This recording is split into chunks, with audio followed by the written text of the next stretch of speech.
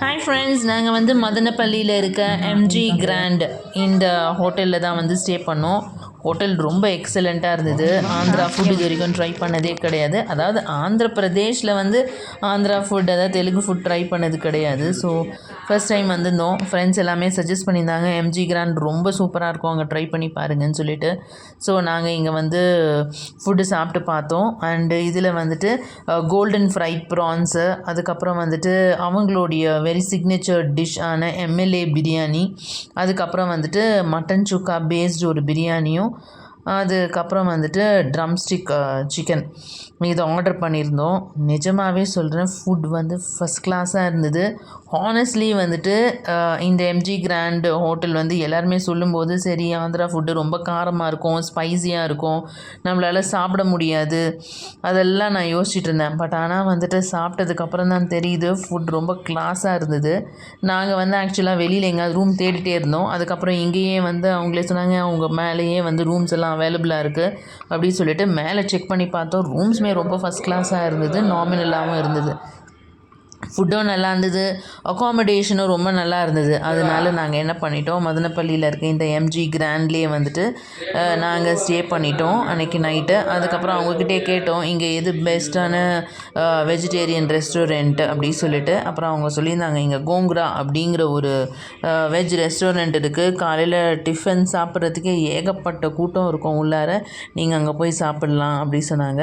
So அதையுமே நம்ம try பண்ணி பார்க்கலாம் அப்படின்னு சொல்லிட்டு நெக்ஸ்ட் டே மார்னிங் வந்துட்டு இங்கேருந்து நாங்கள் ஹார்ஸ்லேயே போகிறதுனால, ஸோ நாங்கள் மெதுவாக இங்கேருந்து இதுக்கு போயிட்டோம், கோங்குரா ரெஸ்டாரண்ட் போனோம். கோங்குரா ரெஸ்டாரண்ட்டில் போயிட்டு பூரி ஆர்டர் பண்ணியிருந்தோம். அதுக்கப்புறம் வந்துட்டு dosa and then idli order பண்ணியிருந்தோம்.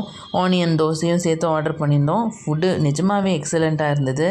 2 இடத்துலையுமே ஆந்திரா ஃபுட் ஃபஸ்ட் கிளாஸாக இருந்தது. ஸோ ஸ்பைஸ் எல்லாம் வந்து நான் எக்ஸ்பெக்ட் பண்ண லெவலுக்கு காரமாலாம் எதுவுமே இல்லை. மற்றவங்க சொல்லுவாங்க ஸ்பைஸியாக இருக்கும் ஆந்திரா ஃபுட்டுன்னு சொல்லிட்டு.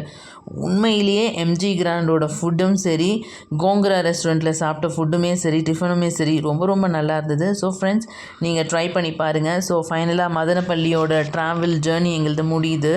நாங்கள் ஸ்டே பண்ண ரெஸ்டாரண்ட்லேருந்து வெளியில் பார்த்தீங்கன்னா மலை, அதை சுற்றி இருக்க ஒரு சின்ன டவுன் தான் மதனப்பள்ளி.